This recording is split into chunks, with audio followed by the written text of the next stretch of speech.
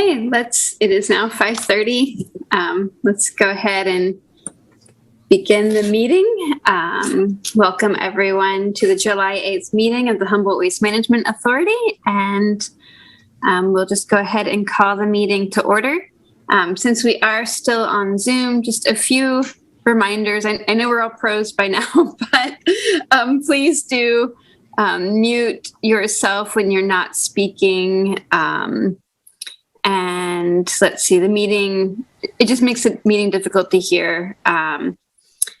Let's see, all votes will be taken through a roll call vote. Please make sure to unmute your computer and answer yay or nay when your name is called. And in terms of public comment was accepted via email and in writing for both specific agenda items and general comments until 3 p.m. today.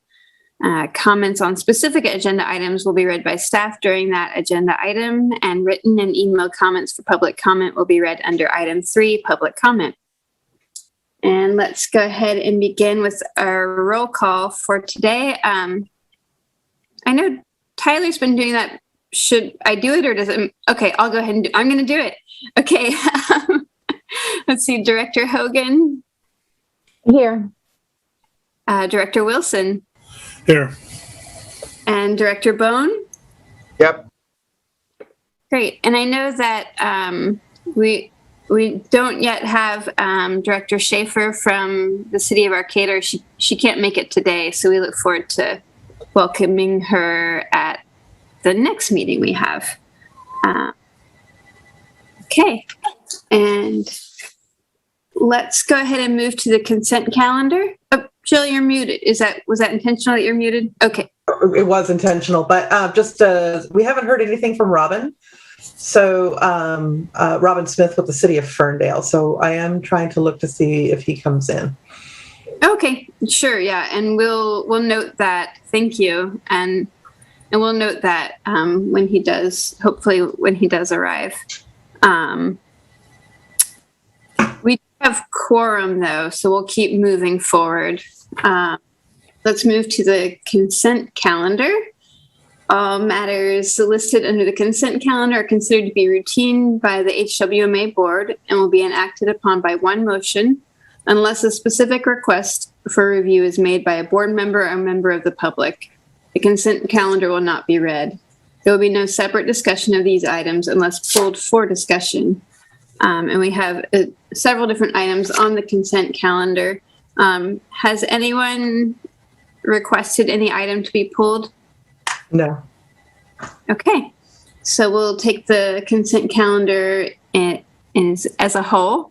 Does anyone want to make a motion regarding the consent calendar? So moved. I'll second. Okay. The motion by Director Bone and seconded by Director Hogan.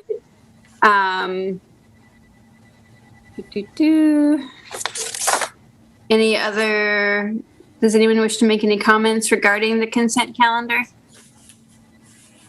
Okay. You never know. Well, let's go ahead and take the vote on that.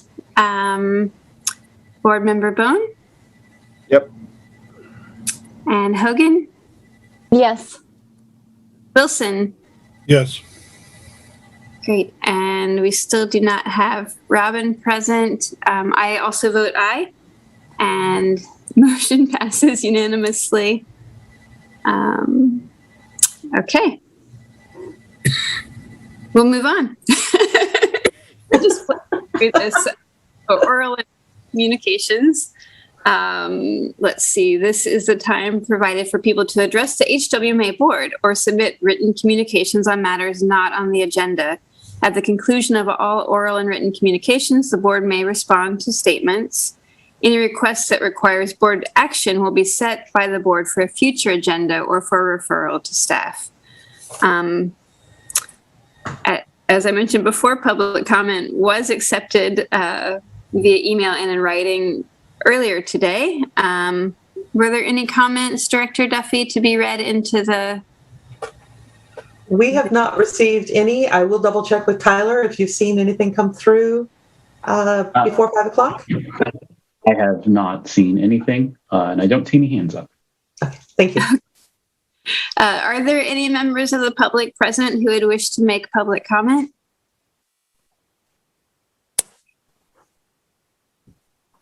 Looking for hands. Oh, I see one. We do have Maggie Gaynor present who wishes to make public comment. Go right ahead, Maggie. Thank you. Yeah. I just jumped in.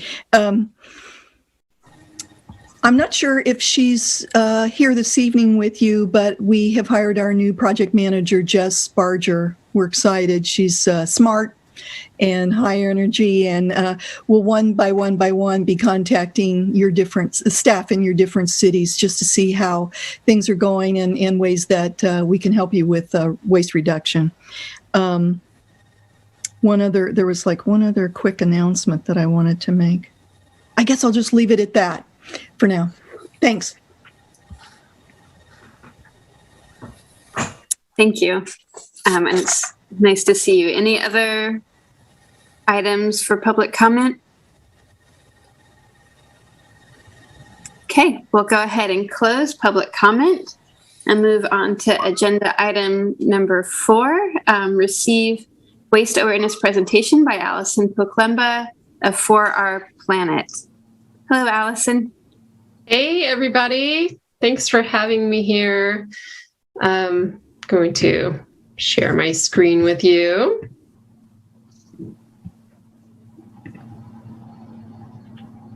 All right, is that coming through okay? Excellent, thank you. So I am going to just tell you a little bit about our For Our Planet Waste Awareness Education Program, which is a project funded by the HWMA, and show you how we have morphed our classroom-based education program to make it through this pandemic year when nearly all classrooms in Humboldt County were not receiving people in person. So let's take a look here. This is how we are used to teaching students. We provide a comprehensive series of programs for mostly elementary age, but modified for older students on a per request basis about the 4 R's. You know what they are. The last R, including rot or composting. So we take a look at all these different ways that we can reduce waste in our lives. And these programs that we've developed are really hands-on. So we had a big challenge this year of how to take this type of education program that really gets kids interacting with us, with each other, with the materials at hand. Here are 2 kids in 1st grade exploring compost and looking for the critters that live in compost and do the work of recycling our food scraps into high quality soil amendment. How do we take that and make it work for a situation like this, which most Humboldt County students found themselves in this year, working in isolation, really, or through their iPad or their laptop or their Chromebook. And if they were lucky, possibly with 1 or 2 pandemic buddies that they could team up with. And we found ourselves in the position of needing to do a pandemic pivot, as many folks needed to do, teachers especially. And I want to give a shout out to a wonderful woman that I worked with in doing that this year, Haley Connors Keith, who joined me in Zooming into classrooms around the county, because that is what one needs to do when you want to teach during a pandemic. So we took our 5-part program and we streamlined it into 2 parts for this project. Part 1, the weight of our waste, was really like a recycling and waste reduction training for kids. We targeted kindergarten through 5th grades, though we did meet with some middle school classes as well, and a few high school students here and there. So the first thing when looking at how to reduce waste is to figure out just how much you are making and how quickly it piles up. So I know that you probably made some trash today. Maybe not everyone, maybe not you, Maggie, but most of us made at least a little bit. And on average, we're all coming up with a big bag. Maybe not this big, but pretend with me for a moment, if you will, that you are holding your bag of trash, 4.5 pounds on average. And at the count of 3, please toss it into the landfill here, because that's where our trash is going. You ready? 1, 2, 3. Oh, do we get everyone's? Frank, was that yours? All right, Jill, let it in. There it is. Okay, good. It really adds up. So we need to look at if we really need to be throwing all this stuff away, and that it comes down to our choices, and that our choices with each discard, with each unwanted item in our hands, really can add up to a big difference. And the power is in our hands of deciding what to do with these things. And some choices that we make more trash, some make less trash. But the issue is that we have so many choices out there. And so with students, we walk through all sorts of different scenarios and how the power of your purchasing decisions, not all applesauce is created equal, can really impact the amount of trash that you are producing. And then we get into part 2. Well, where do these things go once you make the choice to either throw it away or recycle it? And so we take our classes on a virtual behind-the-scenes tour of the different facilities involved with handling your discarded material. And so it starts with a choice: trash can or the recycling bin, one being a dead-end street, one keeping materials alive and in circulation. Cereal box, what are you going to do with it there? All right, starting with the trash, let's see where it goes. We see these getting picked up by the trash trucks, headed to the transfer station, a place you all know very well. And it turns out students from the part 1 of their recycling and waste reduction training are so good at spotting things that should not be in this pile, as I'm sure jump out to you as well. So we look at where these materials go. All the way up to the Dry Creek landfill outside of Medford, Oregon. 4 hours and 6 minutes, 202 miles to get there. A one-way street. So again, looking at footage of the landfills, the students are noticing all these things and are feeling really perplexed. Why is there so much cardboard in there? This is what jumps out to them initially. So those materials are staying there, and the trucks return to pick up more materials. But what if our 3rd grader here had chosen a different path for his unwanted materials and used the recycling bin instead? Thank you, Linda and crew, for inviting us into your facility in Samoa to actually capture some footage of behind the scenes, what this looks like for kids. See where the materials go. And here is our 3rd grader for scale. Those materials still really add up, and yet students are incredible at looking at a picture like this and noticing what doesn't belong. So this is a really important part for us, is keeping things that should not be recycled out of the recycling bins. And we talk about why that matters quite a bit. So I want students to really connect with the fact that their community members are the ones handling their recyclables, sorting them out. And so as I'm taking them on the virtual tour through the facility, I'm sharing with them footage like this so they can see who's doing the work and get a sense for what's involved. And at the end of it, we get this exciting moment, birth of a bale. So here is our same 3rd grader for scale. And so those materials, when they're being recycled, still really pile up. It's all about knowing just what to do with them.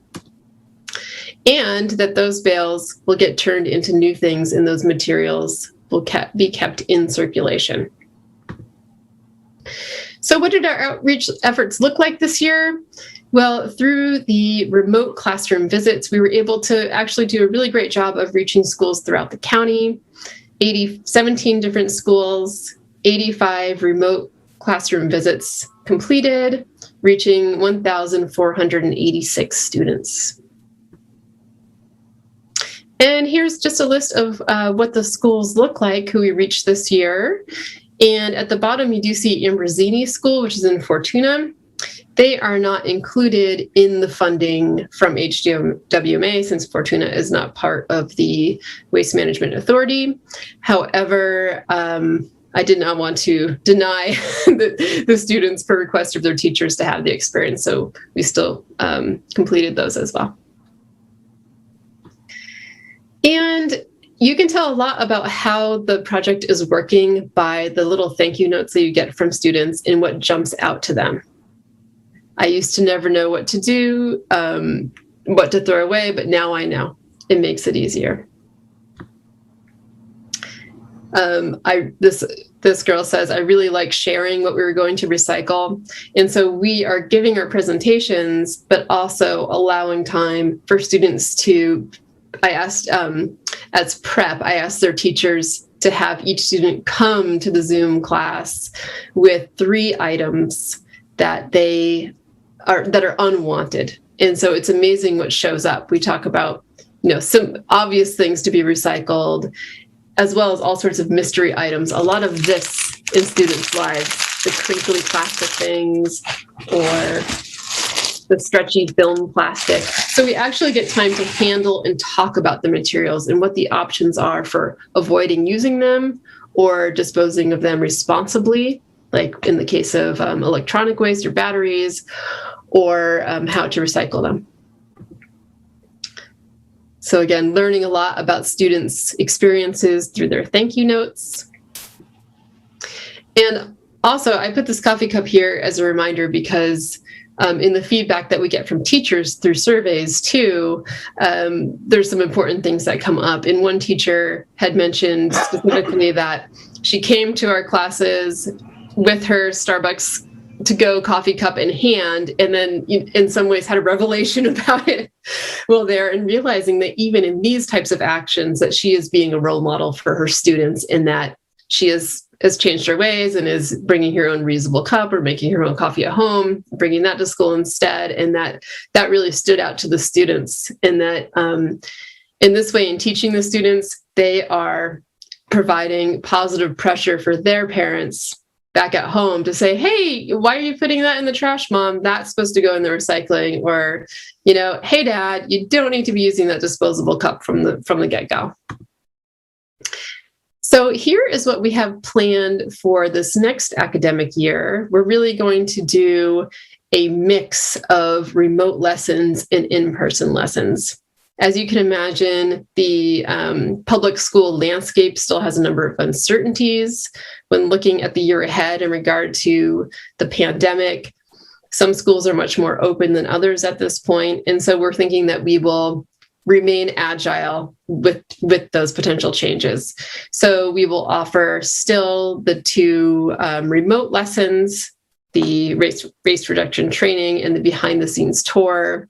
And then we're going to add in 2 of our favorite in-person lessons, the compost critters, exploring how food scraps get turned back into soil, and then also making recycled paper, where we take paper from the recycling bin in the classroom and literally turn it into new sheets along with the students so they can get a sense of how that process works.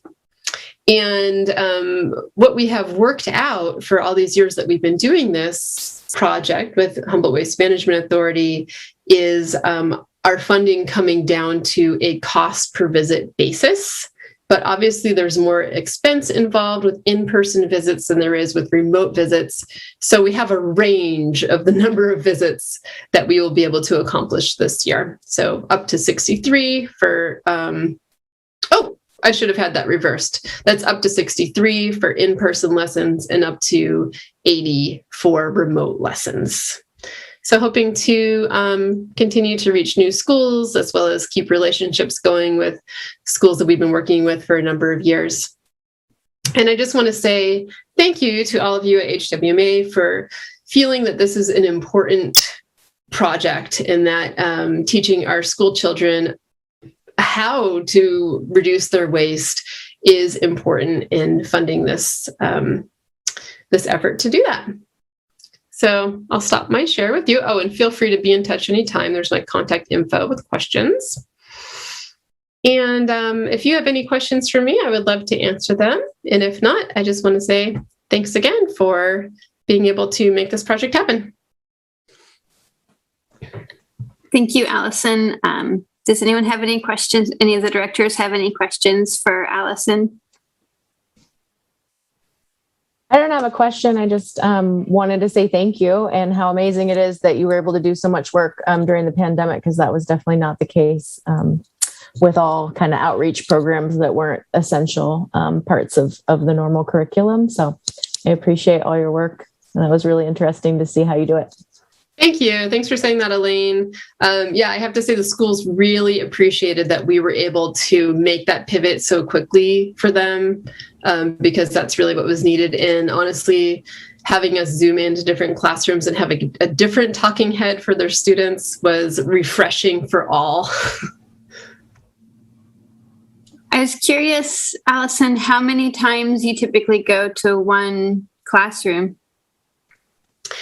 In our typical in-person style, we'd like to do a series of 5 lessons so that we're able to do the waste reduction training, talk about resources and where things come from in the first place and why recycling and reducing waste is important for conserving resources. We'd talk about composting. We talk about the recycling process and how all the details of that and what does an actual can go through to turn into something new. And then the cumulative experience being the making recycled paper. So 5 visits typically. Great.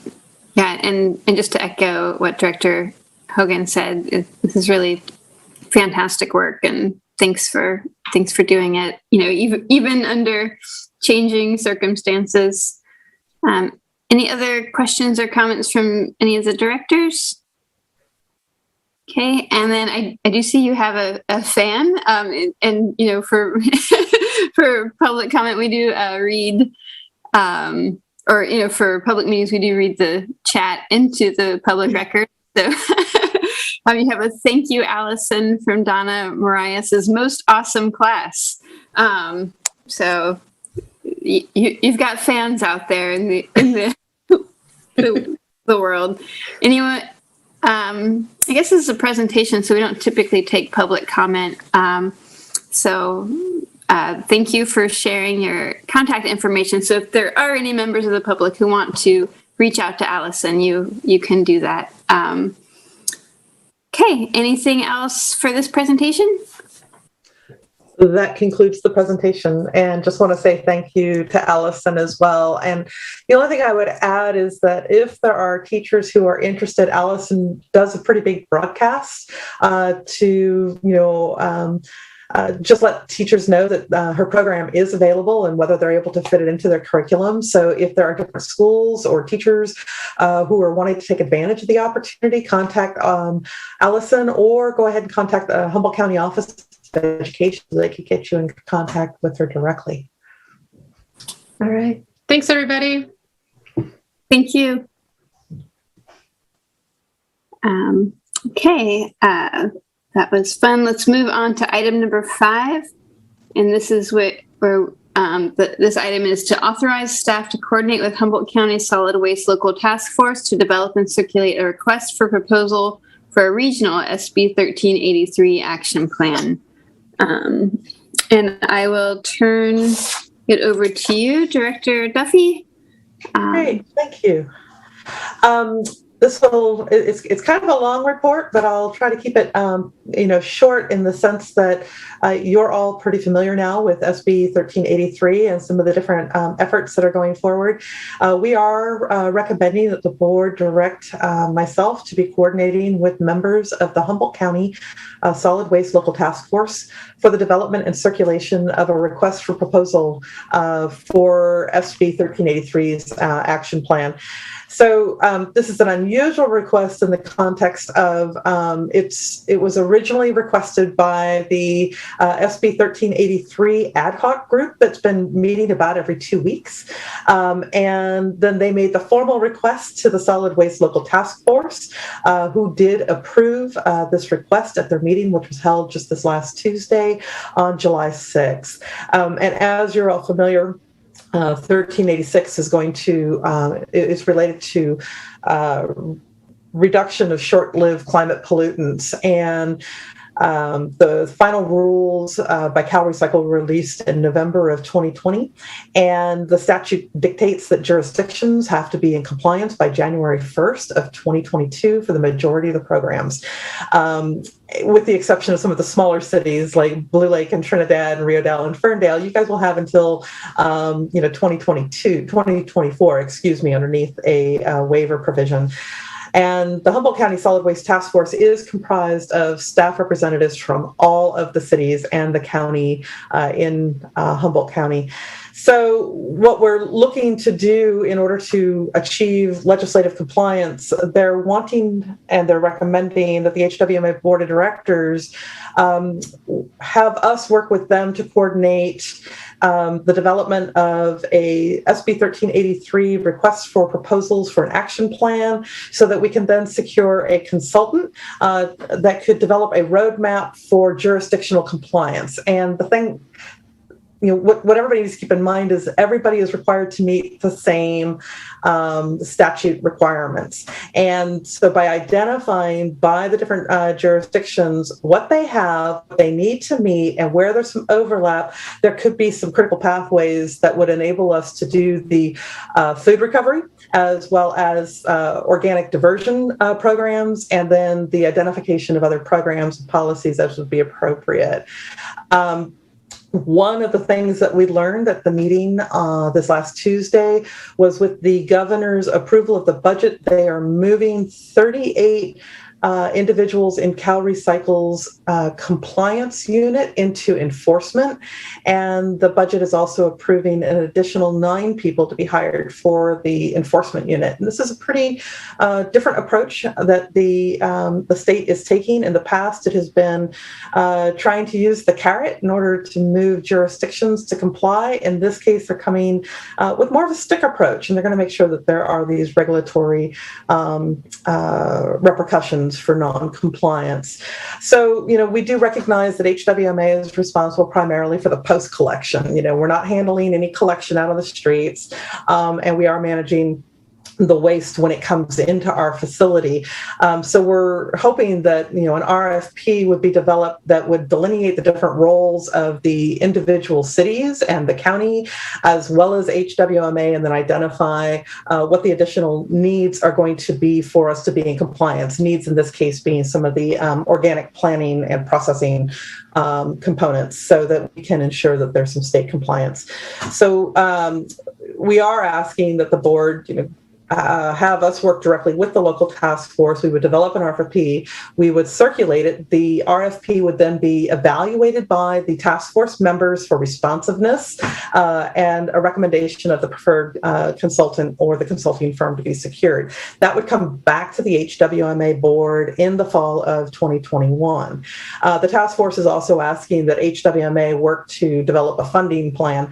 HWMA does not have the money to fund a $100,000 study, nor do any of our jurisdictions, have that money. So, we'll have to figure out how to piece together the funding that will be necessary for the securing of the consultant. So, time is of the essence, and we do have Robin Prasker with the City of Eureka. She has been participating in the local task force. So when I'm finished, I would also offer that if anything else to add, hear from her. So, alternatively, the board could decline and to refer the solid waste task force directly to the county of Humboldt in order to manage and fund the regional planning effort, because the county is actually the statutorily obligated party for the coordination of many of these activities. Or they could decline and refer the request to each of the jurisdictions, as individuals to take up on their own. the task force representatives have been really quite remarkable, and seeing the opportunity for us to be working in a more regionalized capacity.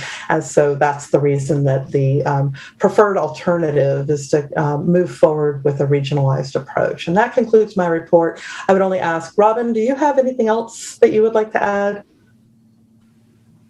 Yeah, I would just echo everything you said regarding the times of the essence. You know, we probably should have been talking about this last July versus now. So really the part of moving forward with a consultant would show big strides in being compliant, while by January 1st, we're not going to have an organics facility up and running or have organics collection. We will be having a consultant chipping away at the planning and all of those things. So that's really the most important part, to be compliant in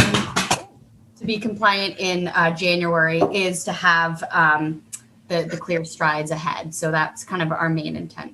So yeah, thank you, Jill. You couldn't have said it better. And that does conclude available to answer any questions. And I would ask Robin to stay on the line also, just in case there may be some questions that she can also answer well. Do any members of the board have questions for either Director Duffy or Robin?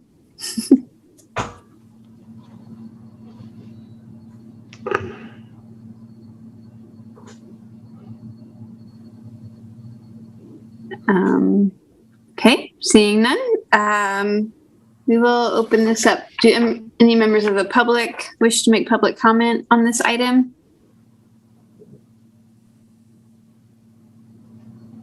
Okay. Seeing none. Do any members of the board wish to make comments or have anything they want to add to the discussion?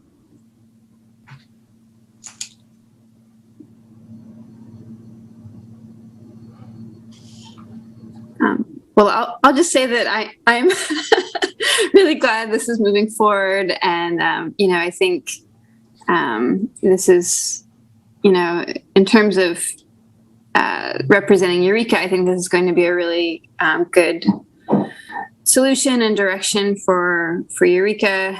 And yeah, I've heard nothing but good things about the local task force meetings. So thank you to everyone who's bringing so much energy to that process, because I know that it doesn't always have enthusiasm and excitement. No offense. I mean, anyway.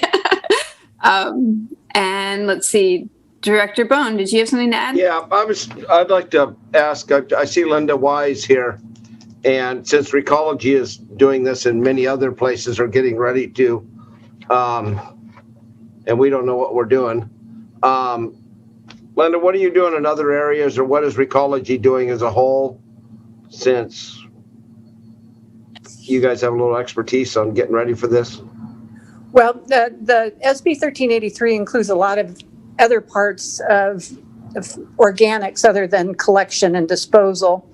So the parts of it that we've been helping with, and we're helping Fortuna, Rio Dell, and Ferndale to kind of get a little bit further ahead, was trying to design a franchise agreement that is compliant with 1383. Those are the parts that we can help the communities with. But this law is so big, and everybody's contracts are in different places.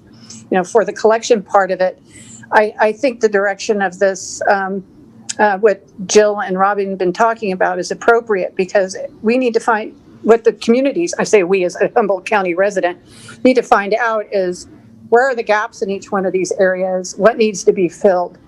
And I really think that this is the way to go. I know that a lot of other counties in our jurisdictions are doing the exact same thing. I've been attending the local task force meetings with this and trying to help as much as we can with it, and try to share what the other counties are doing and how they're putting out RFPs. And Linda, how are they going to handle it on sovereign nations, i.e. HUPA and places like that? To tell you the truth, Rex, I haven't gotten that far into it. One of the things that I've had to start thinking about is the changes that we have to do in our transfer stations. That we're evaluating the what the additional things that we're going to have to do. Yeah. So I really haven't gotten that far into it. But I could contact somebody and send you some information, or everybody if you want me to. That'd be great. Thank you. Didn't mean to put you on the spot, but. Oh, I don't care, but thank you.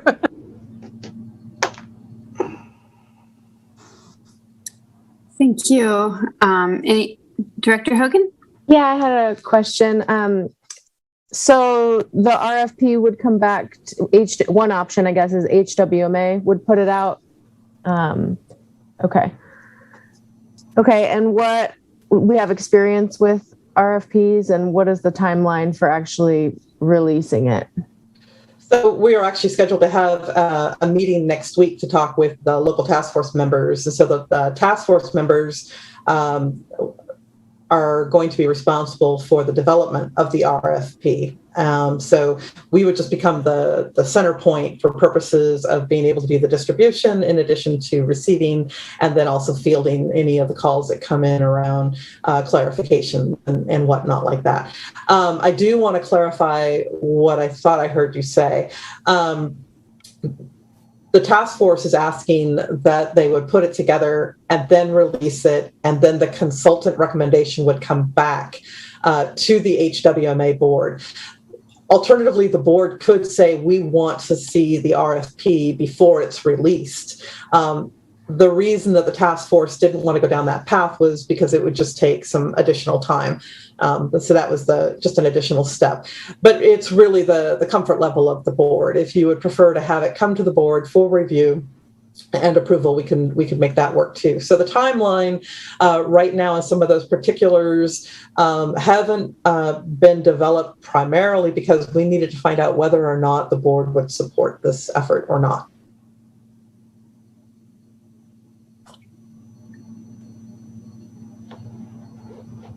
Director Wilson, I saw you turned your camera on. Did you have questions or comments that you wanted to add?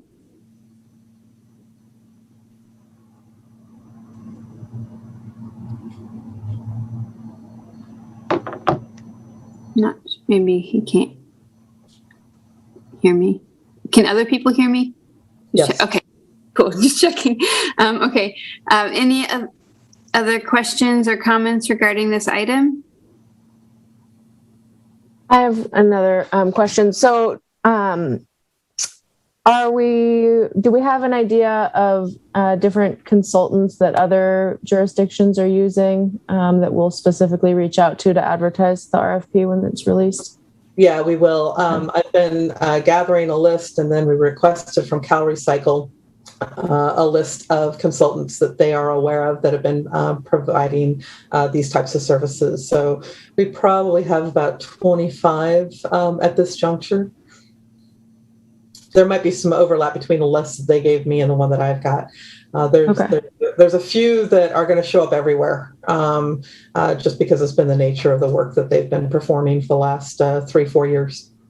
Okay, and so the idea is to release the RFP, get the proposals back, and then we figure out where the funding comes from and who contributes how much. I mean, it's strange because we're a JPA, so okay, right. So we don't have to have that figured out beforehand. We just kind of wait and see. Right. The difficulty right now is we don't have a sense of what the potential costs could be. Because there are a number of cities that have had them done, but because the scope of the service can, be really narrow or it could be really wide. And so it's not a simple one size fits all. So we can expect to see plus or minus, $10,000. It's really going to depend on what the overall scope and approach to, and, how detailed we're going to be asking folks to be. So as the Joint Powers Authority, we could take a look at our reserves. That is an option. There may be some other potential funding sources. You'll remember that we were hoping that there would be some funding at trailer bill, which was going to provide about $225 million. And that would equate out to about $125,000 per city. but that didn't advance. And so I think task force members were hoping, hey, that could be a really great thing because then we could be pooling that money in order to secure the consultant and the other planners that would be necessary for us to take actions. With the city of Fortuna, they are not a member of the authority, nor is Trinidad, but Merit has already indicated that they will find a way to come up with, their fair share also. So we'll talk about proportionality and some of those other funding mechanisms. It's entirely possible that there may be some funds available through the county as well.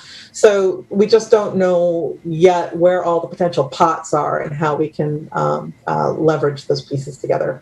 And it doesn't have to necessarily be paid out the day we sign a contract either, if that makes sense. Yeah, definitely. And so, I would hesitate to not take the recommendation of the local task force. They're the ones that have been involved, and this is their recommendation. And at the same time, and I recognize the need for large scale planning because it's huge. But on the other hand, I do think it's unfortunate that we don't have anyone, or there's no entity that can help coordinate and help us with it, and that we may end up paying who knows how much to some consultant when we really do need money for implementation. But I do understand that we have to plan and we have to know what we're implementing first. So if this is the recommendation, I'm happy to support it. It'll be interesting to see what we get back and how we're able to come up with the funding, and also the timeline that they're able to produce, like a plan with actual implementation and action steps. Because as you noted, Cal Recycle seems like they're going to focus on enforcement, and so we already know we're going to be behind and possibly having to pay fines for noncompliance. And so we got to get something going. So thank you. Director Wilson? Yeah, I had a couple questions to particularly Jill. You said that funding bill didn't pass? That's correct. When was that voted down? Well, I don't think that it was a request to the governor through the budget appropriation through the governor. So it wasn't a bill that was voted down, but a request to the governor's office to set aside that money. When was that decision made? Would have been done when the governor approved the budget on June 15th. Because we just had a letter that we were sending out to ask for that money. Were we completely behind the ball on that? I mean, when you say we, are you referring I'm talking about the city? Oh, yeah, I think so. Okay, there was another question. There was another bill before somebody, I think it was a Senate bill, to extend the timeline on this. That's correct. And actually, it wasn't to extend the timeline. It was to extend the enforcement of the bill. So forgive me. I've been inversing the numbers in my head. It's either 619 or 691. It's one or the other. And something like that. Yeah. And so basically that it would direct that Cal Recycle not move into immediate enforcement. It would be for those communities that are demonstrating good faith efforts that they are working to address and develop plans to implement SB 1383 requirements, that they're basically just given a little bit of latitude as compared to those communities that are saying, no, we're not going to do it. That I'm not sure where that particular bill is at this juncture, but that is the one that was also asked by the California League of Cities that all of the cities in the county take positions on. Your board here took a position on it at the June meeting. All right, because it still seems like everywhere I look, I still don't know really what's asked of us. I guess that's probably a good thing to have this action plan. Is I still don't know. I know we have the ability to delay it for a couple of years, but it's still coming back to us. I still don't know what's totally required of us. Right. That's a lot, and we don't have any money to do it. So that's it's good that we're asking for somebody to put together an action plan so we can ask somebody, we get some definitive answers where our responsibilities lay. Right. There is a present video, excuse me, that is available on Cal Recycle's website. It's a couple of years old now. I will forward a link to you. It's 3 minutes long. It does sort of oversimplify in some ways, but I think the important thing is you get a sense of how broad it is. So, in its simplest form, cities and the county are going to be required to help with food recovery. So that is identifying who the generators of food are that could be diverted into some sort of food recovery, food banks, or things like this. And this would be now including grocery stores instead of throwing material out that they're going to have to divert it to a local food bank. And the cities are now going to be required to actually monitor and track that material is indeed being diverted. And likewise, for post-consumer, they're expecting to see that all cities are going to be establishing route collections for purposes of collecting organic material at the curb from commercial generators as well as residential, and getting it to a food process, or not a food processing, excuse me, some form of organic composting or anaerobic digestion. And so, these are pretty large in scale, large in terms of, cost. So there's also the cost of the containers. With respect to the enforcement component at the local level, they're expecting that there are going to be staff members or contracted out to the franchise haulers to be doing periodic lid flipping just to ensure that people are being compliant. And if they're not, how are you going to be enforcing your residents to make sure that they're not putting food waste into garbage cans? Take it out a step further, there's procurement requirements so that jurisdictions are using renewable natural gas, or they are taking the compost that has been generated and using it onto city properties. So it's very broad. And then, of course, along with all of this is the necessary record keeping that Cal Recycle is going to be requiring. And it's going to be very onerous. I mean, it fundamentally turns, waste management on its ear. And I know Linda and I have been talking about this for a while, and I think unfortunately a lot of people just thought, oh, it's about standardizing containers. It's not standardizing containers. It's actually all the services that go along with those containers.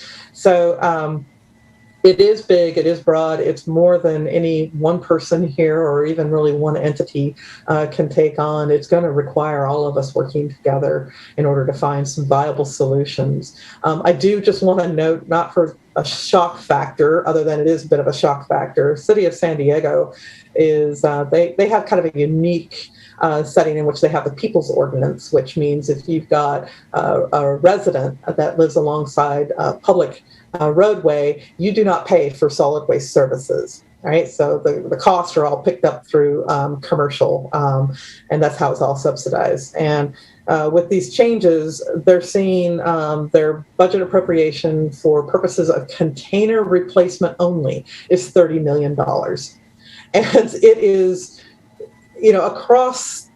across the state, you're seeing individual communities wrestling with what the cost is going to be. So if there's an opportunity where we could be working together in which we are reducing the overhead in terms of the administrative functions, in terms of the enforcement, in terms of working with our franchise haulers, anywhere that we can for the economy of scale to demonstrate that we are being, not just compliant, but, we are working in good faith towards meeting these objectives. This is the first place where we can start doing that. All right, thank you.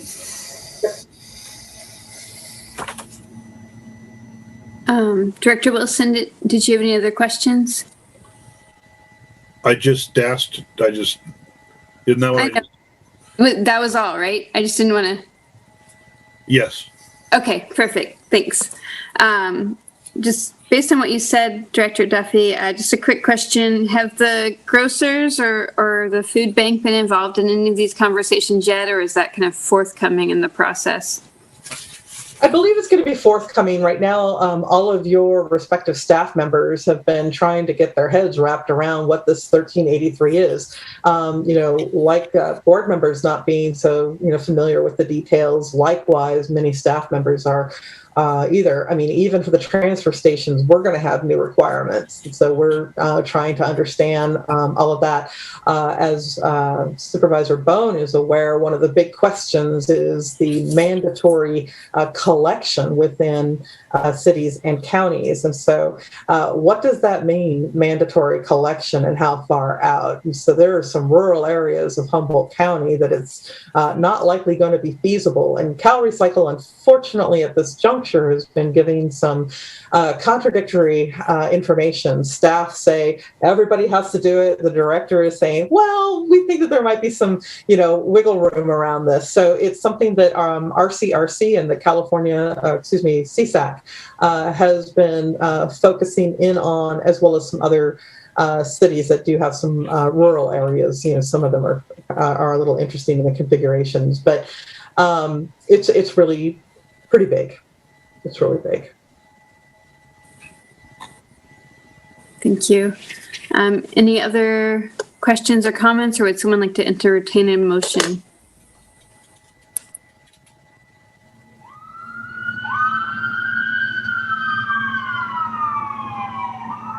Something's happening out in the highway.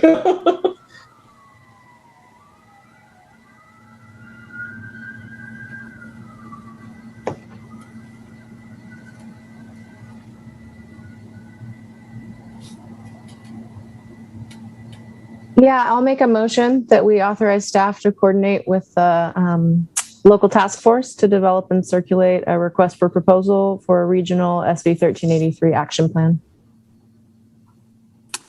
Thank you. Director Hogan made a motion. Does anyone have a second?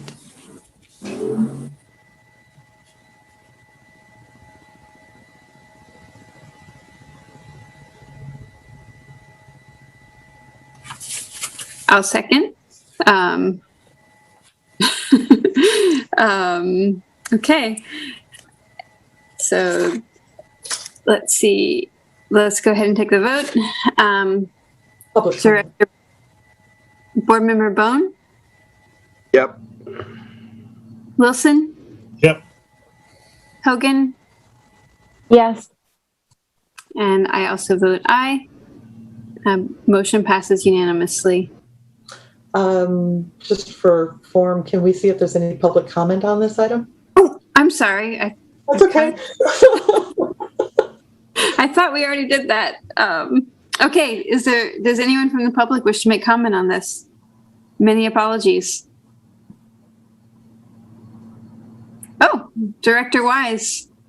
I just wanted to say, I was thinking about what Robin was saying about being on it last year. I just want to say, I think it would have been really hard on them to understand what was going to be required, since the rulemaking wasn't finished since November. So, Leslie, I want you to know, I think Robin's being hard on herself.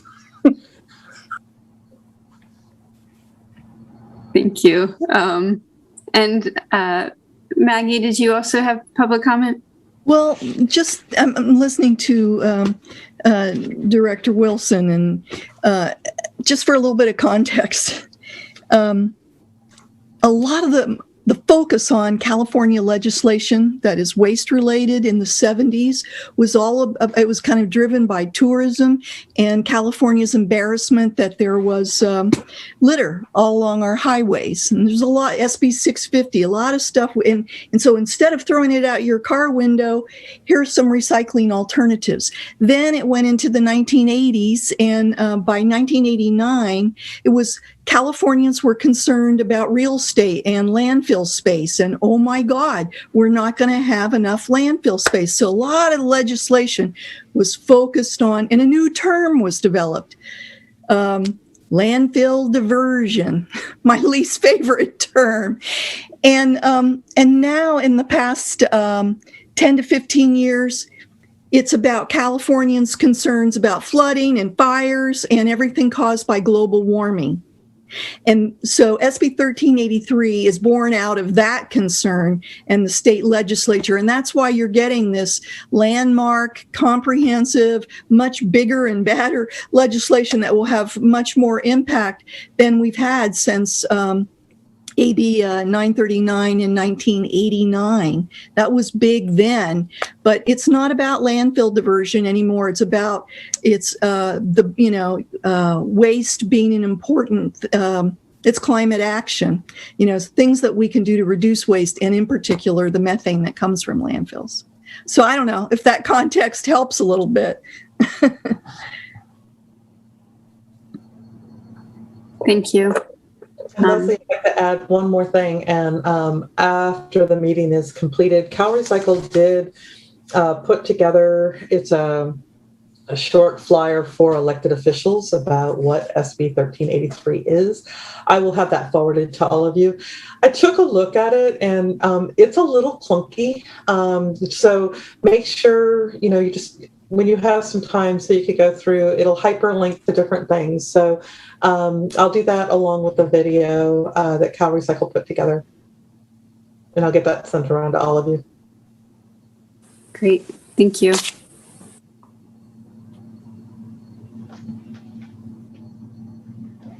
Okay. Any other members of the public wish to speak? And again, many apologies for that. Okay. Seeing none, we will move on to the Eureka Recycling Center operations and management, provide direction for CRV redemption services. And again, we'll begin with a staff report from Director Duffy. Great, thank you. We're actually going to go ahead and just give you a very short slide. We're happy to work in tandem. Tyler, are you up and ready?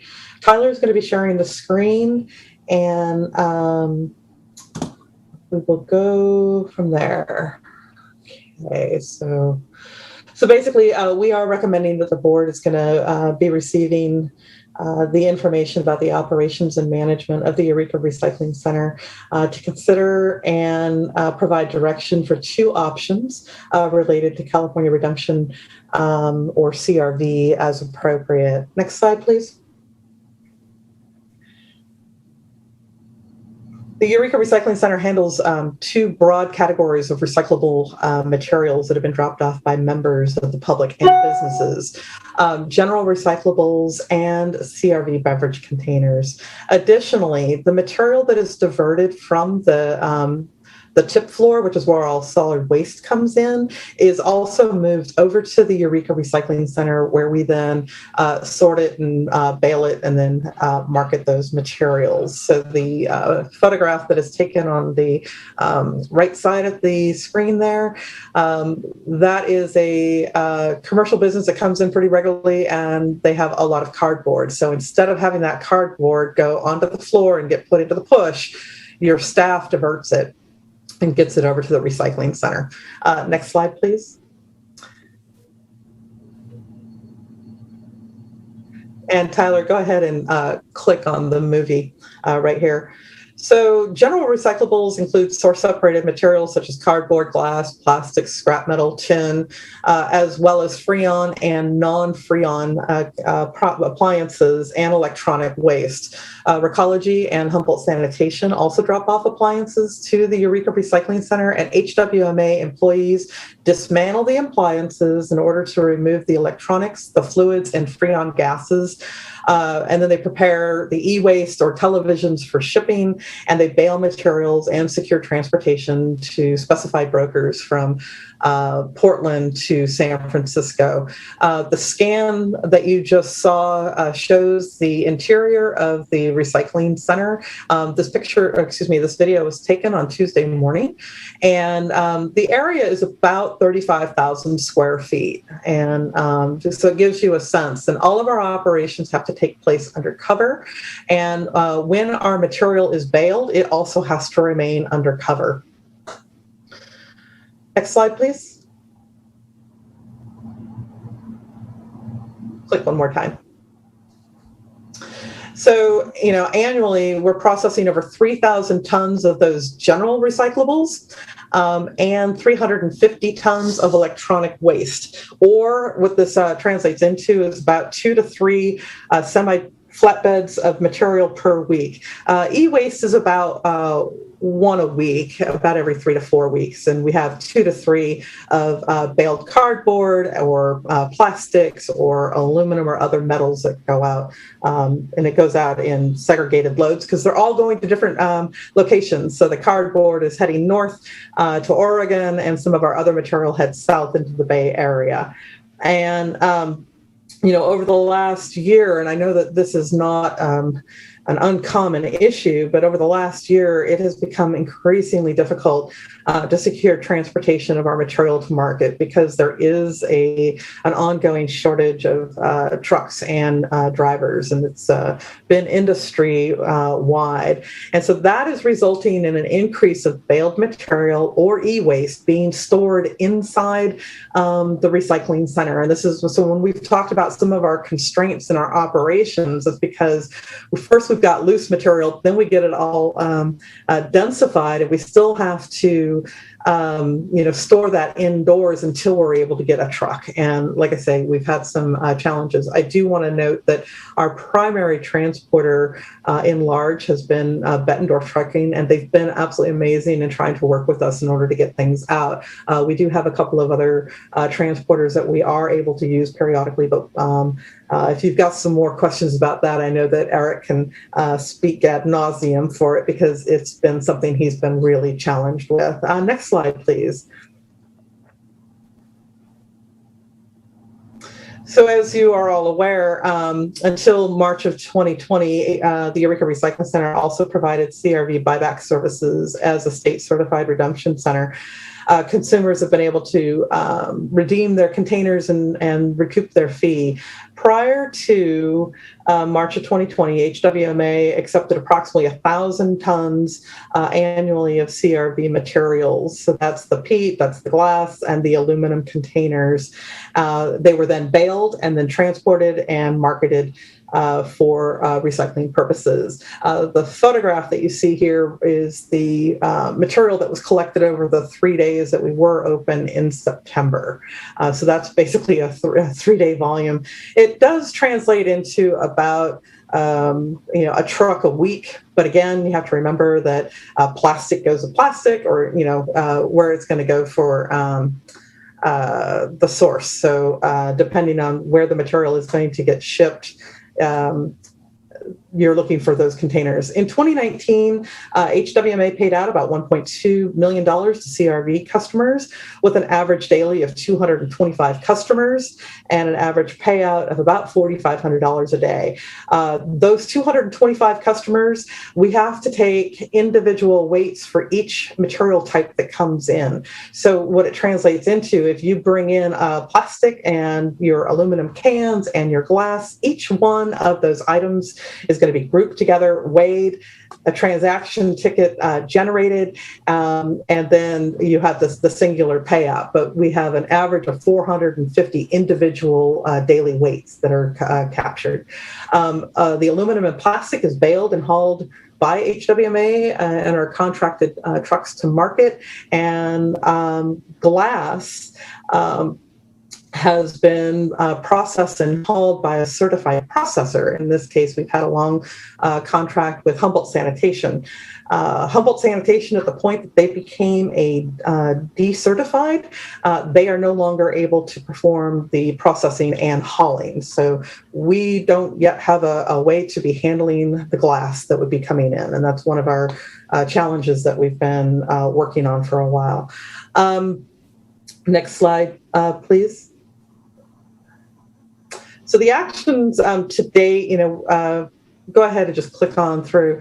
We've been working closely with Assemblymember Woods and McGuire's office for the introduction of legislation that would enable the temporary use of appointments for CRV redemption activities. Because again, if we reopen, HWMA at this juncture would be the only certified recycling center. At this juncture, Recology and Humboldt Sanitation are not yet ready to open. So we've got to find some way in which we would be able to manage the number of people as well as the volume of material, while still being able to provide acceptance of appliances, general recycling, and e-waste. We have been coordinating closely with other private operators for the resumption and or establishment of certified recycling centers. And we do have Dave Slagle on the line, and he will be speaking with us shortly.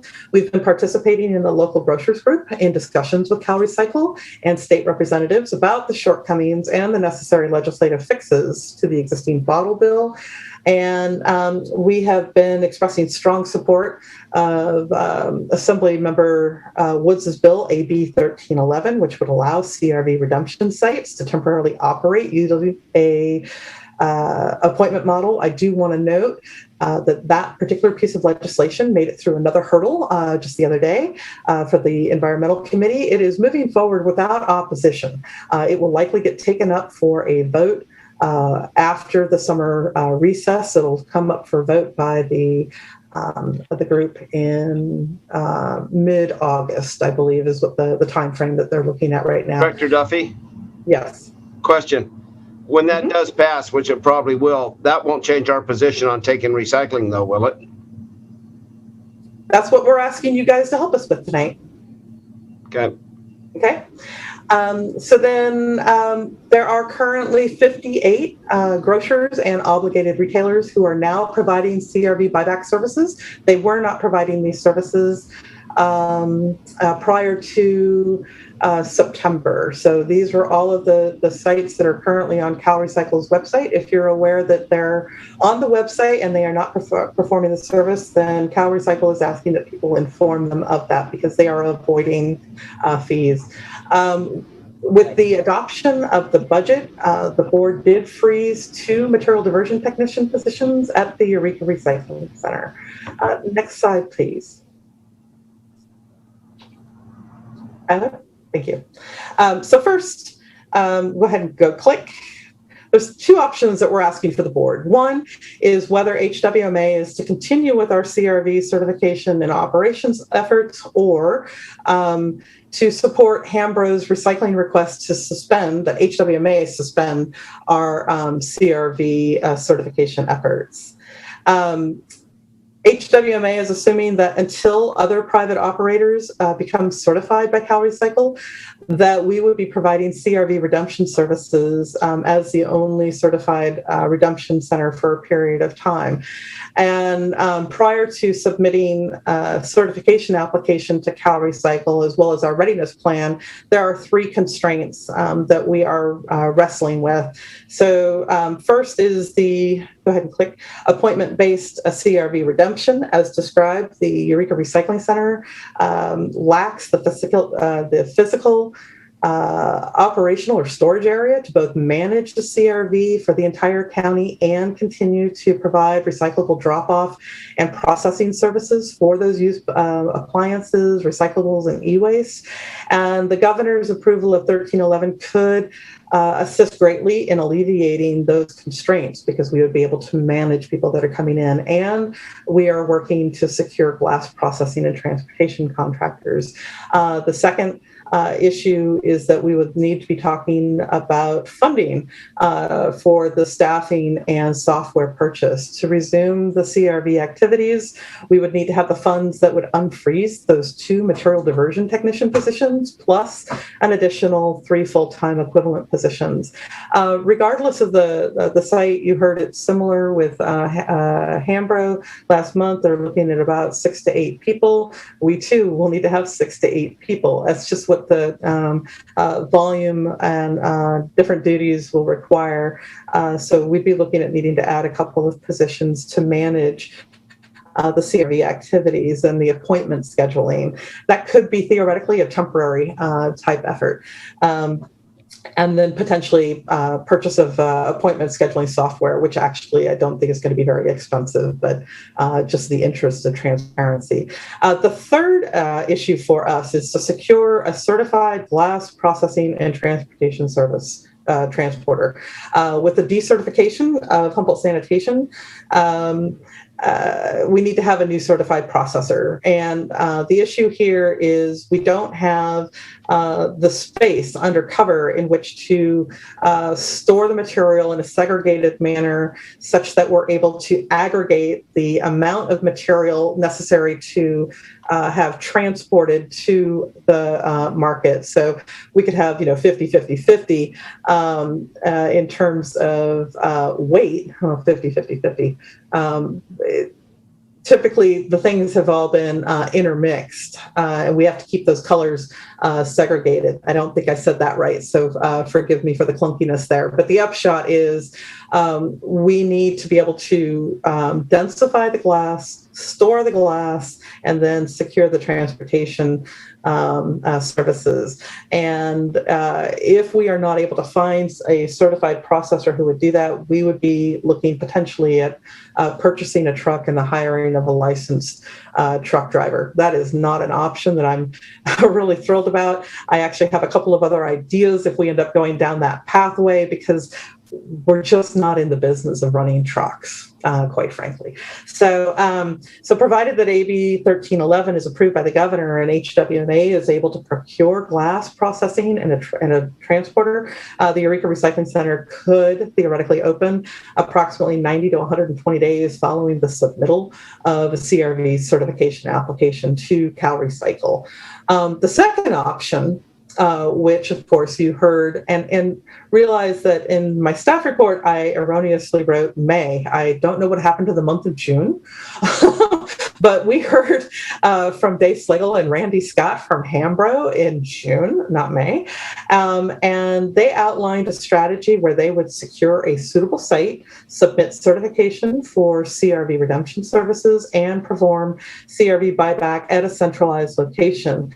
Hambro's determined that they will need as much material as possible for the necessary return on investment, and they have requested that the HWMA board basically direct that we not resume CRV buyback services at HWMA, the recycling center, for an undetermined period of time. I do know that we heard we'll do a 10-year non-compete, but for right now, that was a little early. And so they were in terms of being able to do something like that. And so we wanted to get just a first blush discussion with the board. Hambro representatives have stated that they anticipate potentially opening as soon as late August. And this is what they had indicated at the June meeting, and that they would get the necessary site approval and CalRecycle certification is secured. So should the board decide that they want to move forward with option one, we would recommend that a special meeting be held in either August or September for the consideration of staffing and funding approval for CRV. Should the board select option two as their preference, then HWMA staff would suspend our ongoing planning efforts around the resumption of CRV services for a minimum of 6 months, so that we could provide Hambro an opportunity to demonstrate that they have site control, that they've been able to secure the equipment and the staff and the certification and the initiation of operations. If after 6 months Hambro has not opened, then HWMA staff would return to the board for purposes of providing an update. Well, I don't have a problem with that. Probably take that now with all the crap. And receive further direction from the board. And that concludes my part of the presentation. And I would just invite Mr. Slagle. I don't know if Randy is in the room with you also to address the board, but the board wasn't able to take action on this at the last meeting. And this is simply bringing this item back forward so the board can take direction accordingly. Randy's here. He's got my back. Okay. Yes, I don't come to you tonight with a heavy heart, but I'm a lot more disappointed than I was last month after having discussions with some of the other CRV centers in Humboldt County that are considering reopening. That makes us much more disinclined, to enter into this venture. It will cost us $300,000 to $500,000 to put this project on the road if we want to do it right. We may come online at a lesser level to see how it goes. But my hopes were that we could come down in a big way and provide CRV recycling for Humboldt County. Apparently that's not in the cards. People may be considering it. We are seeing an improvement actually in salvage prices. So the other operators may take that into consideration, along with possibly some incentives coming down the line from Cal Recycle. That's something else that we'll be looking at. It was my goal to do this without government subsidies, but to mitigate the risk, that now the risk is a little bit more of a concern than it was a month ago. I think it would be prudent for us to see how some of the legislation that's currently awaiting the summer recess when they come back in September or late August to see how that develops. So in addition to that, we're having a little trouble with our site. The site that I really liked is being considered for sale, and there's another party looking at that site. I won't go any further than to say that, but we're continuing to look for a site then in addition to that site in Humboldt County. So confident that we could be online relatively quickly, but now we're pushing it back. It certainly won't be late August because we need to wait and see what the legislature does as far as how they're going to deal with underserved areas and whether it's going to be operational assistance or these pilot projects and some capitalization assistance. So with that, we're going to continue to look for a site. I like Jill's idea of 6 months. It probably will take that now at this point to come to fruition. I will continue to discuss with other recycling centers that previously operated to see what their plans are. Are they looking at opening within a 6-month period, a 12-month, 18-month, 3-year? I'm sure they can't pin that down due to market fluctuations, but that's a discussion we need to have. We could come down there if one of the three was still active, but if all 2 of the 3 weren't involved in stepping down for a period of time, then we don't think it would be successful. So we'll continue to have discussions, we'll continue to look for a site, and we'll continue to wait on the legislature to see what they come up with as far as plans for underserved areas. You folk in Humboldt County have done a great job of rattling their cage, but it takes more than a rattled cage. It takes a legislature approval along with the governor signing it. It sounds like it's going to come out just in mid-September when the recalls will be going on. So who knows what's going to happen. That's where we stand. Any questions, we're willing to answer those. Thank you, David.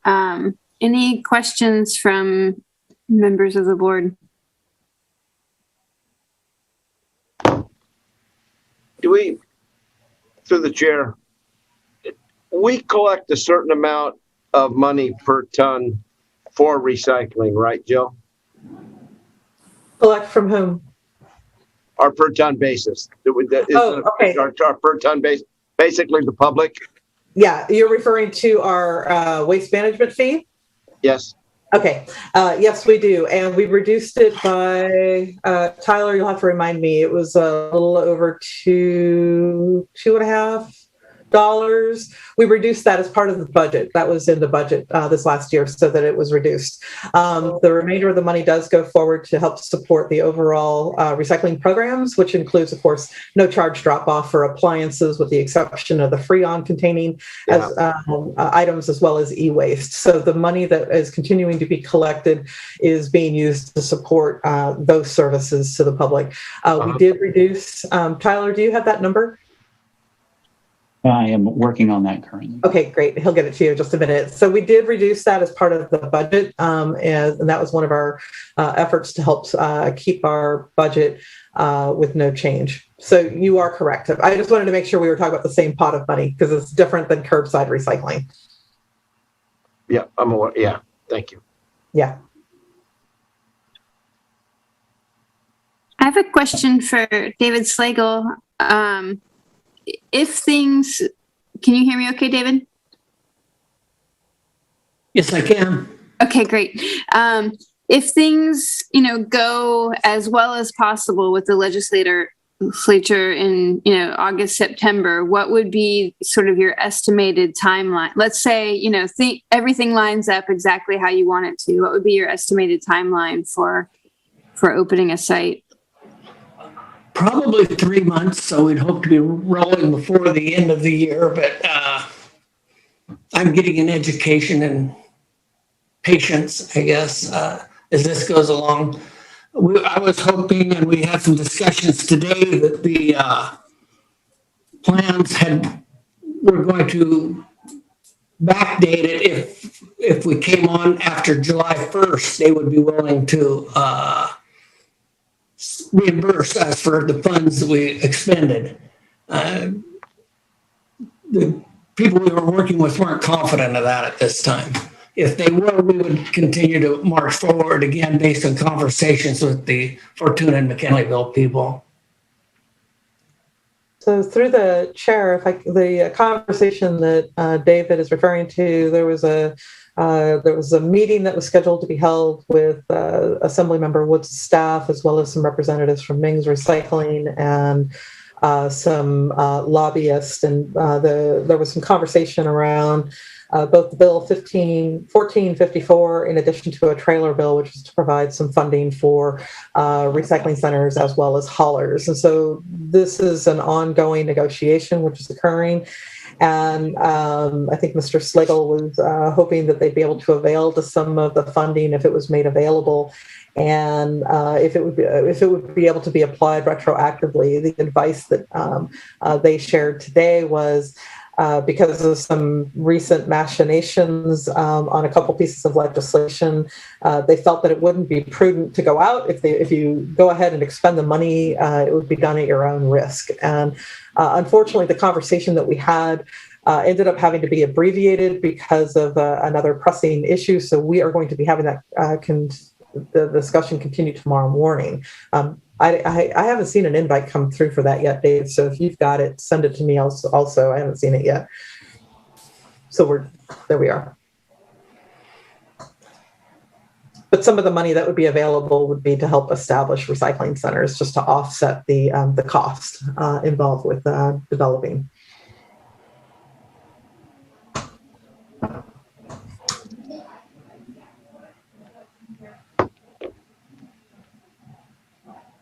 Any other questions for either Director Duffy or for David? Chair, I have a question. Go for it, Frank. It's hard to make out what Mr. Slagle was saying. If I did get it correctly, it's really basically up in the air because of the legislation and due to the cost, without knowing where that's at. So I really don't know what's going on in reality. Is that what I heard through all of this broken up conversation? No closer. If I could add, in addition, It's still, is it just me that's not getting the message? I mean, I'm not hearing, or is it? David, you need to turn something off. You've got something on in your world. I do? No, you're fine, Frank. Dave, you're coming across really garbled. So maybe if you slow your speech, the words will come through a little better. okay, was that slur my speech or slow my speech? It's not his speech. It's something. It sounds like it's something electronic. Yeah, Sounds it like, is. Sounds like you have an extra speaker on. Which one? Turn that one on. This one? No, the big one. This one? This one? I mean, can anybody else summarize? I guess a response to my question is it's basically an up in the air thing. We're no closer to anything than we were 6 months ago. That's exactly what I think was interpreting. Thank you, Mr. Bones. I wouldn't say that. My point that it didn't get across apparently was if the other two recycling centers in Humboldt County were not going to come back online, we would be inclined to continue to move forward. What, David, what are the other two? Are you talking Eel River and McKinleyville? Or are you talking Willow Creek? Eel River and McKinleyville.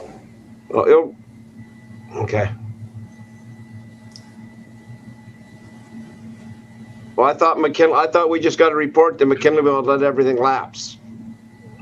They are decertified like we are. Yes. Everybody, I mean, one of the reasons that you saw people moving towards decertification was so that they didn't get any violations that would be issued. And because when you submit an application, Cal Recycle takes a look to see whether or not you've got any violations that have been issued to determine whether or not they will certify you. So everybody decertified for purposes of being able to maintain their good standing. And so Humboldt Sanitation and Recology and HWMA could submit the applications for certification. I'm not aware of any time frame that they're looking at. I have a couple questions. Let's see. Has there been any, especially since Director Wise is here as well, has there been any look in collaboration with Recology for transport or addressing the kind of crushing of the glass and those kinds of things? There has. She too has some space constraints out at their site. And, I can let Linda speak to it directly. We've had several conversations around this, but it has to be segregated from their main pile. So if it's HWMA material, it has to be segregated as HWMA material, as well as segregated by color. So the regulations, you think it's really simple. You just take in material and then you just give somebody back a nickel. There's a lot that's happening behind the scenes that we're all required to meet that are really challenging. And this is one of them. So we did talk to Linda. She indicated that they currently have a truck that goes out about once a day carrying material from their Samoa facility. And of course, she says, at this point, they don't have the space at their location to enable us the ability. The second piece is, as we know with Humboldt Sanitation, the more you're moving material around, the more costs you incur. So we really want to make sure that we're finding cost-effective ways to be handling it. And glass is just really a challenge. Linda, would you add anything else? Yeah, you said that correctly. And at our Fortuna site, even though we segregate our glass, it's very little and it's outdoors. And, it is a material that Humboldt Sanitation had a system to deal with in the space. And we just don't have that. I wish I could help because I certainly would. I want to also go back to our not making a commitment to not getting into the recycling. That was the question, and I can't do that. That's like if there was a milk shortage with all the grocery stores, and Foster Farms had the milk, and Lucerne, they would be asking Lucerne not to get into the business. So, I can't make that commitment. We certainly would look at it from time to time because we do want to make services easy and accessible to the residents in Southern Humboldt. So, I just wanted to put that out there.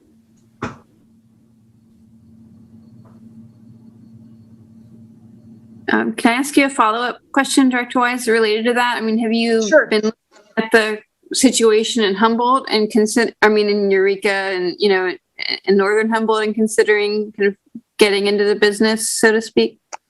I think that we wouldn't open anything that wasn't already existing. That's where it would be.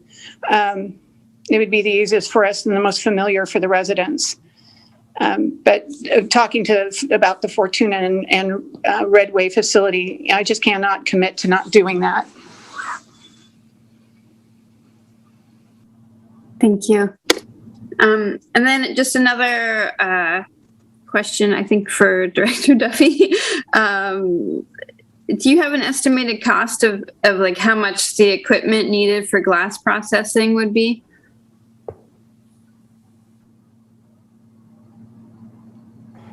Not really. In the early days, it was a matter of the glass was put down on the floor with a loader driven over it. All you're doing is breaking the glass, right? And you're driving it back and forth in order to break it up and bringing it down to manageable sizes so that you can densify it, get rid of as much airspace as possible. We no longer have that floor space because we are now storing treated wood waste and mattresses and other items that we have been diverting. And, our real challenge, as we've talked about in the past, is that we're simply we're bursting at the seams in terms of our existing operation, which again is why we were looking towards the acquisition of the other property that was just to the east of us. So that is, right there. That's one of our big things. There could be some other mechanical equipment. I don't have a sense of what those costs would be. Eric may have that off the top of his head. But we would be needing to find some way in which to densify that material. And so that's really it is, I can't say that it's second to, but it is equivalent to trying to manage the amount of material that would be coming in. And I suppose one last question, were there to be funds available in August, September? I'm assuming that, Recology or HWMA may also be competitors for those funds if like our board directed HWMA or et cetera to proceed. I would imagine so. The language has been moving around a little bit. There's been some negotiations with the haulers, and in this case, I want to make it really clear that when we're saying haulers, we're talking primarily a lot of the larger firms in the Los Angeles area that are seeing an opportunity to augment some funding that they've got. So for the curbside collection, that there'd be some additional funding that would be going into the curbside recycling to help support the processing of those kinds of facilities, similar to the Recology's facility. And then, of course, some monies for the establishment of recycling centers proper. I don't know that money would be available immediately. I don't know what that would look like. Cal Recycle has a tendency to hold on to things for a bit longer. So I suspect that HWMA would be eligible, but I don't think that that's been our constraint. Our constraint has been managing material that would be coming in and the glass. If there's a way that we could get some additional monies to help offset any of our costs, that would be great, but that's not the deal breaker for us.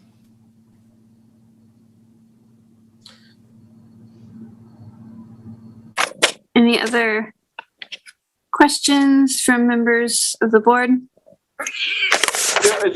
Is it possible that we can post the 58 other people that we talk about that are taking recycling in Humboldt County on our website so we can let people know, take this there? Because I know that will probably keep 38 of those new enforcement guys busy, because I think that's where those guys are going, since they only take 5 cans and 10 cans and everything else. But if they're going to avoid their $100 a day that's going to Cal Recycle, then let's put them to work. So that was actually a question that was asked by me of staff early on. And when we had like 8 people that had signed up. And so we've been having, I think we have a link. If we don't have the link, we'll get it there. But we've been sending people to the actual site itself because it's constantly being updated. And I want to make sure that people are going to the horse's mouth in order to hear, what is present. So we have been providing that information as people have been contacting us. I'll just go ahead and make a note that we do have a link on our website that will take you to the Cal Recycle site itself. All right, and with that, I know Mr. Slagle and them have been down here looking for a site because I've been looking for them too. I know there's an effort being made. I don't know if somewhere in there, if we could participate in helping them get underwritten to get up and running, because I'm tired of hearing about this and we keep talking about it. And I know I'm redundant as hell. I voted never to get out of it, and I'll probably do the same thing. And we heard all the reasons why we can't do it in your presentation today. So we only have one option, and that's number 2, because number 1 has been told hell will freeze over if we pick that. So I will be back here in a few months doing this same dance, but I appreciate the report. Are there any other questions, or should I go ahead and open it up to public comment? I just have one quick question. Great. Go. Am I understanding that the comment about the 58 sites that are supposed to be taking recycle aren't, or they're only taking 5 cans, whatever it takes to suffice the minimum requirement or something to get by? Is that what's going on, or what am I hearing on that? So that's a very fair question, and I think the answer is it seems to run the gamut.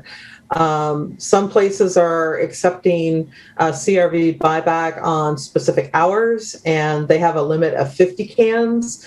Some places have done a limit of like $2, not to exceed $2 in CRV.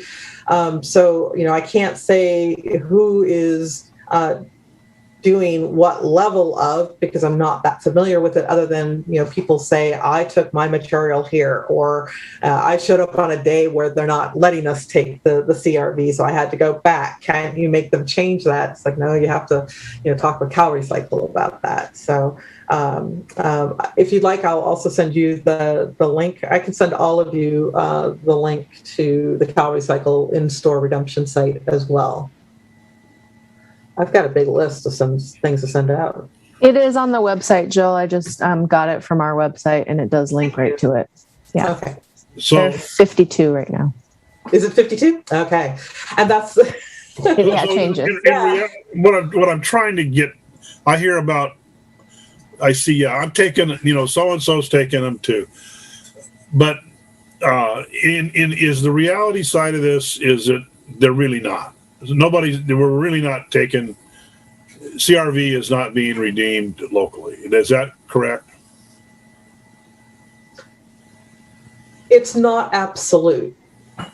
In some places, people are able to redeem their containers at a small volume. What you're not going to see are people who have had months or a year's worth of CRV containers stored on site. They're not going to be able to get it into a grocery store because the grocery stores don't have the space in which to accept, to store, and then ship out. It's the program was intended to act such that you would pick up, your 6-pack of Pepsi, and then after they were done, you would bring that 6-pack of Pepsi, back, just those aluminum containers. So you didn't see that large volume of material. It was more manageable. We also didn't have the number of the beverages that are now available on the market. And it has become more onerous for those grocers and other obligated retailers to manage the material. And of course, you started seeing recycling centers getting more involved because there was a profit margin at one time. It was pretty sizable, and the program needs to be amended so that it can meet the challenges that we have today. And one of the bills that David was referring to was SB 38, which would create a stewardship program for the beverage containers. And I think that initially, when they were having some conversations about whether to branch into Humboldt County, there was a concern that if that fundamentally overhauled the entire program, what did that do to them in terms of their investment? SB 38 right now is kind of in a place of suspension, but there are some really good ongoing conversations that are happening, but it's not going to be happening in the next few years, despite the fact that we desperately need to have an overhaul of our beverage container program.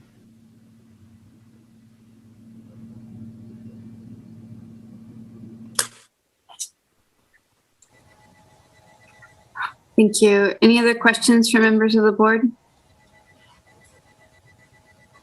Okay, we'll open the floor for public comment. Any members of the public wish to speak on this issue?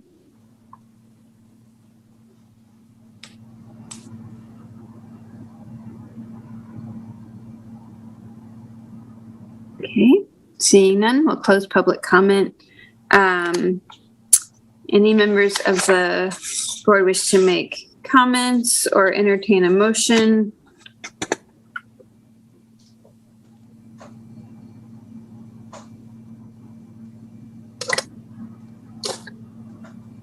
I mean, I guess I'll speak briefly. You know, I was very hopeful, you know, hearing from Hambro last month, and certainly, you know, I understand their hesitation, and it's, you know, I'm sure they're disappointed, and, you know, I would imagine many of us are disappointed that, you know, this is continues to be a really complex and kind of burdensome task. You know, because of that, I'm leaning towards kind of option number one, but I'm also wondering if, you know, it makes sense to like see what happens with the legislation in August, you know, like whether it makes sense to have a special meeting prior to the legislation, or whether it would make sense to kind of, as soon as we find out, you know, like, let's schedule a special meeting. That's where my thoughts are right now. I'm curious perspectives from other members of the board.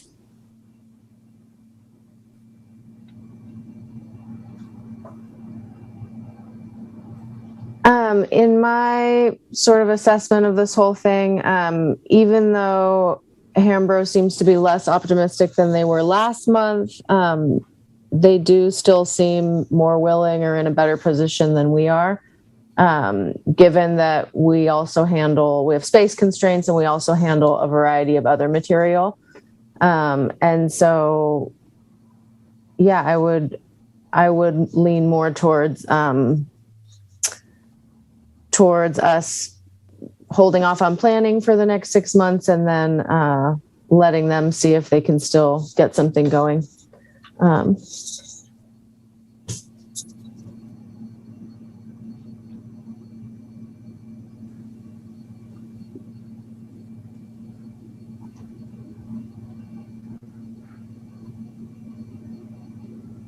Other thoughts?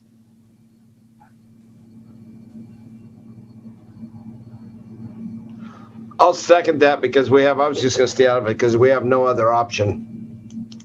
And it's not going to do anything anyway, I don't think. I'd like to see a bigger commitment from us helping Hambro find a location, and maybe even underwriting it for the benefit of our customers. But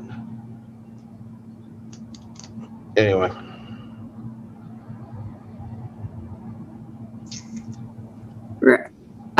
Director Bennett, I'm not sure or Director Hogan, did you make a motion, or were you? No, I didn't make an official motion. I was just giving my thoughts. I could make a motion, but I thought we wanted to just wait and hear from Frank and Rex first. Sure. Frank? What do I say? I like the option where we load up a truck and trailer, we take it to Cal Recycle's office and dump it on their front lawn. I've been with that for some time, and I'm still in favor of that. However, that's probably not going to work. I think we need to, one, is wait for what the legislation says, and two is to go along to try to support Hambro, work something out, because again, we've been over this. There's no space, there's no people, there's no trucks, there's nobody to haul the glass. I think we'd be foolish to jump into this as HWMA and just make a bigger mess of ourselves than trying to help somebody that seemingly has a better idea and seems to have been able to make it work. So I'm for supporting. And if we need to if you need a motion to that effect, I'll make one if that's what you're looking for. I'll second that one. I'll second anyone. We're not going to get. I make a motion that we support Hambro be successful in moving forward with item number 2.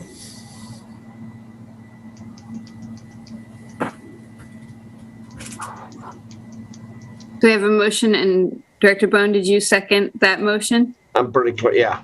Okay, just wanted to make sure because it wasn't quite. I was going to second anything. We're not getting anywhere. Okay. Okay, we have a motion and a second. I have something else to say, but I wanted anyone else want to speak to this issue on the board?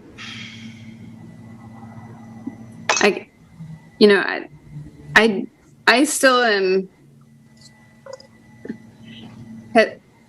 hesitant, especially hearing from Hambro just now. It's hard for me to say that they seem more capable of doing it than us, based on the statements they just made. So I do feel hesitant on waiting 6 months to kind of see. And in my mind, I think it would be preferable to kind of postpone the decision until we see what the legislation is, and then actually revisit this as a board at our September meeting. That's kind of where my perspective is. So, just because it seems like nothing's going to happen between now and September anyway. And I think that Hambro may even have more to tell us at that point, rather than just kind of waiting to see what they figure out or not figure out. I don't know. That's where my mind is. So, I do want to offer just one thing, which is even if the legislature takes an action on any of the legislation, it will not likely be signed until late September. With the governor facing recall, he's not expected to be signing pieces of legislation. So, not to throw water on this, but I want to kind of don't want to have you guys come back to this and have you be in the same place but we don't have anything yet. So, put it through the chair. To put it in perspective, even if the legislation is all rosy, it's not going to change our position one iota. We're still not going to have room. We're still not going to have people because the legislation isn't going to give us room, people, or trucks. So it's not going to change anything. It just may be more advantageous for Hambro. So by doing this now, it gives these guys an opportunity to start moving forward.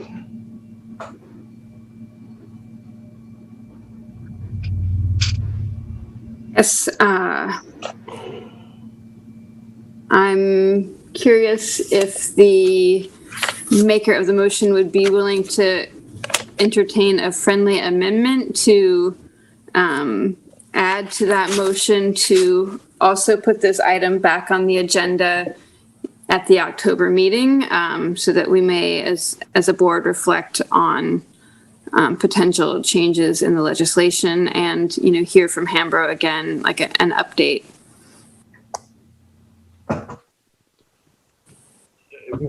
I'm not sure what if I need that as an amendment. What I was saying to support Hambro and move, I guess that's what I said. It was to support Hambro, make something happen, which would.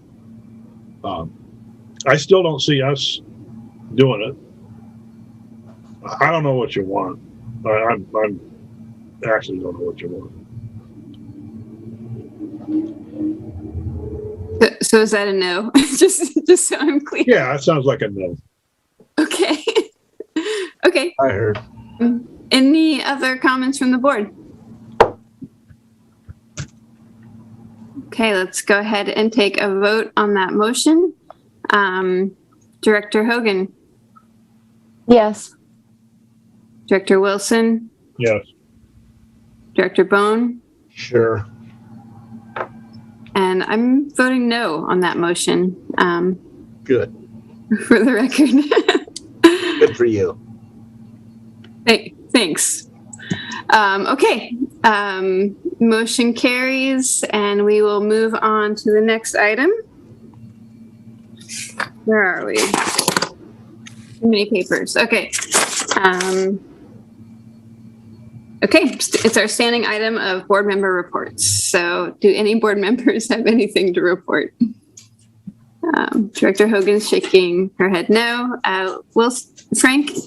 Yeah, we're going to have Wildwood Days this year is the word that came out with for Riadell. We're not going to have a muster because of the water shortage, but we're going to move ahead with the with Wildwood Days. So if y'all need something to do in, I think it's early August, about the first week of August, and you hear the thing saying to come on down and go to a barbecue and hang out at Good Riadell, we welcome you down here. Thanks, Director Wilson. That sounds fun. Director Bone? No, nothing. Okay. Let's see. And I do have just a brief report. I hosted a meeting with, about 7 different groups that do kind of beautification, cleanup related efforts in the city of Eureka, including Keep Eureka Beautiful, Robin Prasker with the city's neighborhood beautification program, Pack Out Green Team, the Trail Stewards, Project Eureka, the street art program.